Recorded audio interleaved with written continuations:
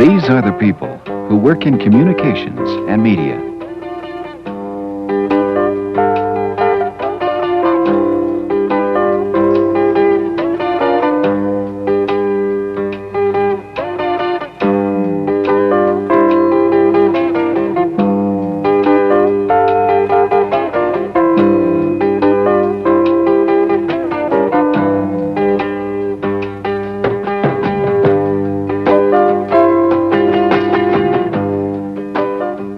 The people who put together your daily newspaper, the people who work in the magazine industry, and the people who make it possible to pick up a telephone and talk to someone around the corner, around the globe. Their jobs involve bringing people, information, entertainment, and ideas together. Together without really being there. They work with machines, with their hands, with their minds, and with each other. This is KFRC, San Francisco. WGST, Atlanta. WWRL, New York. This is WLS, Chicago. This is KTWO, Casper, Wyoming. Long distance calling for Tom O'Connell, please. Long distance is calling for Tom O'Connell. Okay, it's 25 cents, sir, for the first 3 minutes, please. Mr. Dennison, long distance. Is this 851-6464? City desk.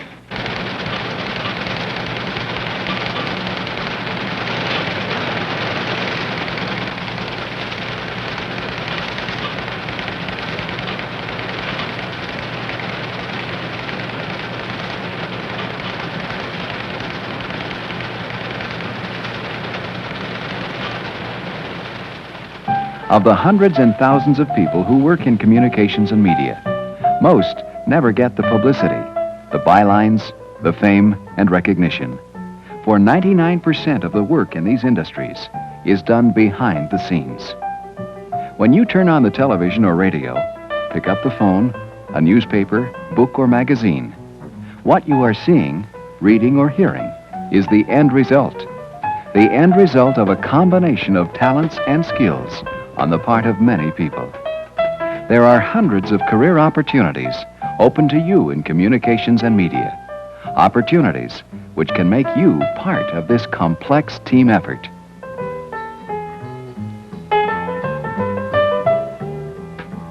In the telephone and telegraph industry, better than half of all job classifications call for equipment operators and craftsmen.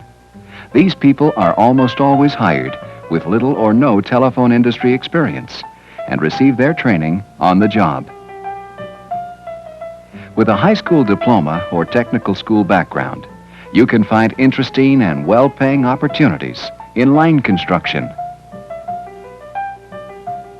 telephone installation, central office maintenance and repair, and in operations.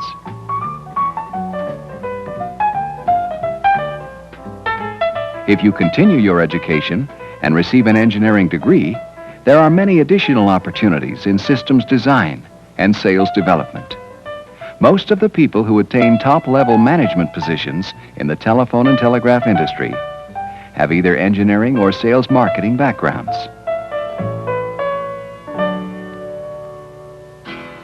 Newspaper publishing offers many career opportunities, again as part of a team effort. Newspaper work varies greatly, from the high-tension routine of the big city daily to the more relaxed atmosphere of the smaller weekly paper. Again, behind the scenes, much of this work is accomplished by people with a high degree of technical skill, but not necessarily a college education. While most reporters, editors, columnists, and administrative personnel in a newspaper have college backgrounds, many have worked their way up through the ranks. But their profession often demands special skills which are best acquired in college, such as history, political science, economics, writing technique, and business management. The news photographer needs a technical background, and like the reporter, is always under a good deal of deadline pressure. Once the news has been gathered, people with technical skills take over.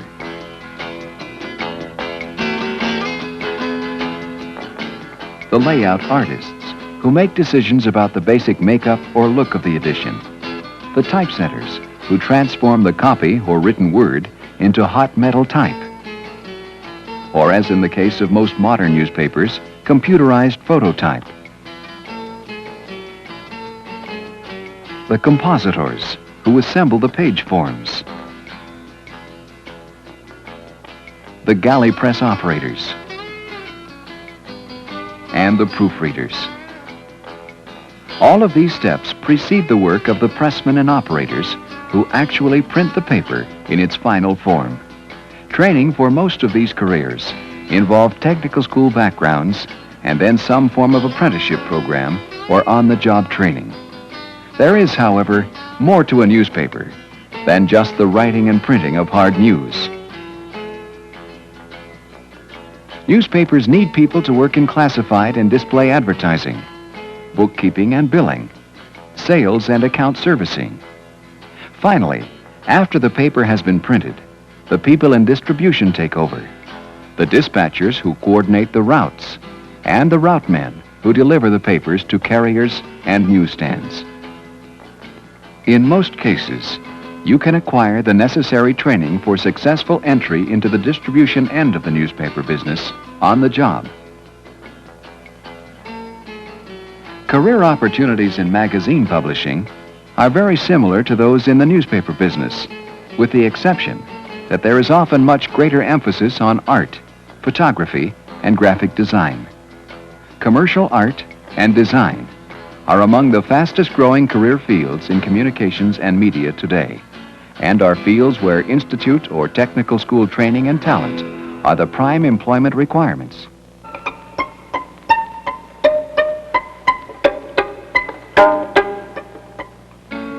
Radio and television stations employ hundreds of people in interesting careers. People never seen or heard, but whose jobs are just as vital as the on-the-air personalities. Many of these career opportunities are filled by people who need not have a college degree, but who are skilled technicians. Next for ID. Rolling color 2. Color 2. Tight. Ready camera 4. With 4 tilt up a little bit. 1 a key shot. Cue Doug.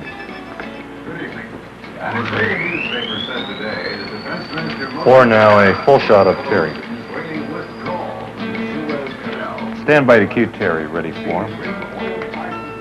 Cue Terry.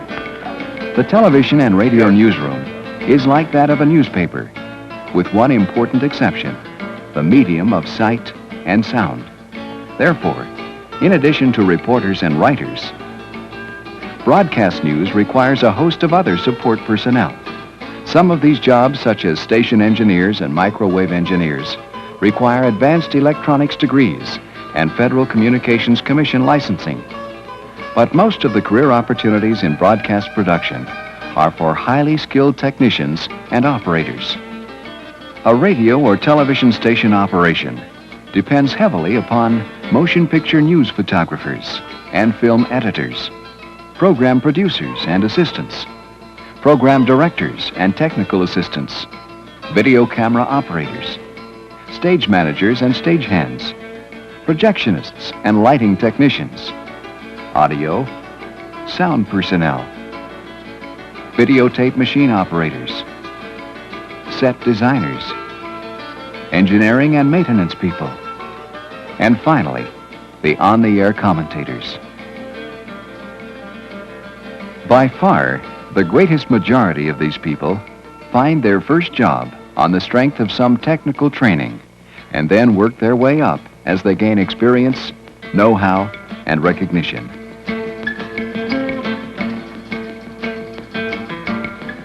In addition to the production personnel, there are administrators and time salesmen. There are programming people who evaluate and plot the daily program schedule. People in traffic and continuity who log and control the way in which broadcast advertising time is used. People in billing who handle the complex accounting associated with radio and television stations. While college is helpful background for many of these careers, it is not an absolute necessity. On the other hand, the glamour of the broadcast industry attracts many applicants, and there is considerable competition for radio and television jobs. These, then, are the people who work in the world of communications and media. Skilled people working with others, with ideas, with technical equipment, bridging time and distance, bringing information, entertainment, and people closer together.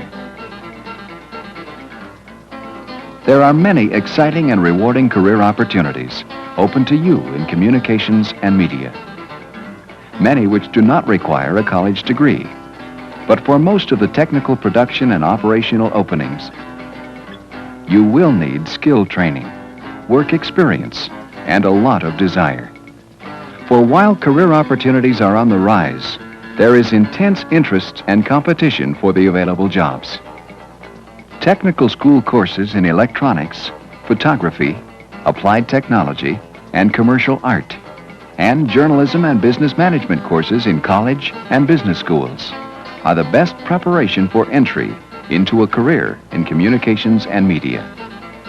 So talk to your counselors, the State Employment Service, as well as to local technical school representatives about what special courses are available, what the training and licensing requirements for certain jobs are, and how to go about preparing for a career in communications and media, the business of people to people.